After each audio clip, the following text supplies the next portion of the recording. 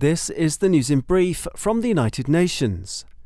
The carnage in Gaza has left more than 30,000 dead, and the violence needs to stop immediately, UN Rights Chief Volker Turk told the Human Rights Council on Thursday.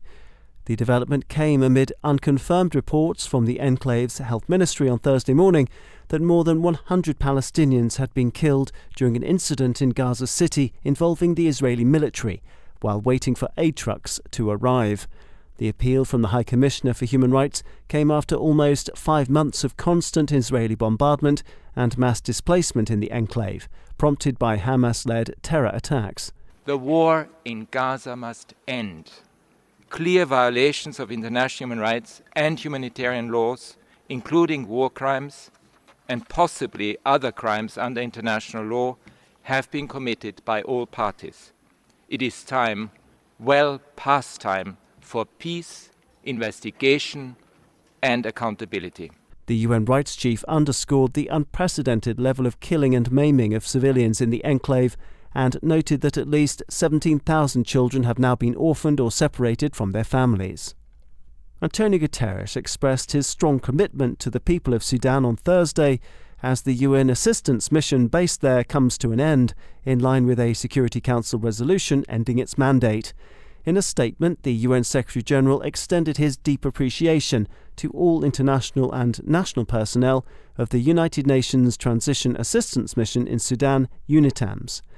The United Nations is not leaving Sudan, the UN chief insisted, as he noted that heavy fighting continues throughout the country and risks sparking a regional crisis.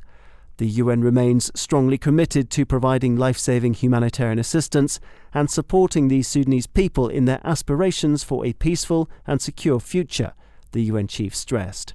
In a call to Sudan's warring parties to lay down their weapons, Mr. Guterres urged them to commit to broad-based peace talks and a transition to civilian-led democratic government.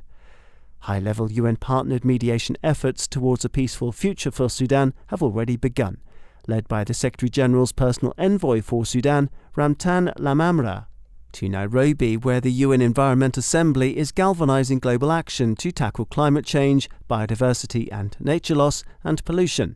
The week-long meeting is the world's highest-level decision-making body for environment matters. In support of its work, UN Secretary-General Antonio Guterres led the call for urgent, concrete and sustainable measures to prevent our climate from imploding. And with poisoned rivers and rising seas just two of the major threats facing our world, Mr. Guterres insisted that humanity is to blame, and yet those least responsible suffer most.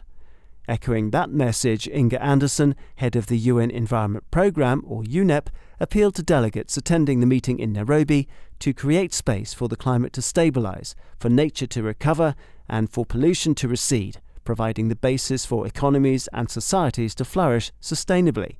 She said that the international community had already shown that it can work together on many significant environmental safeguards. These include global agreements to protect the ozone layer, many endangered species, and huge areas of land and sea. Ms. Anderson also applauded how the international community had agreed to slow the rate of climate change and raised the profile of action to combat desertification and land degradation. She noted that billions of people depended on the UN Environment Assembly to succeed. Daniel Johnson, UN News.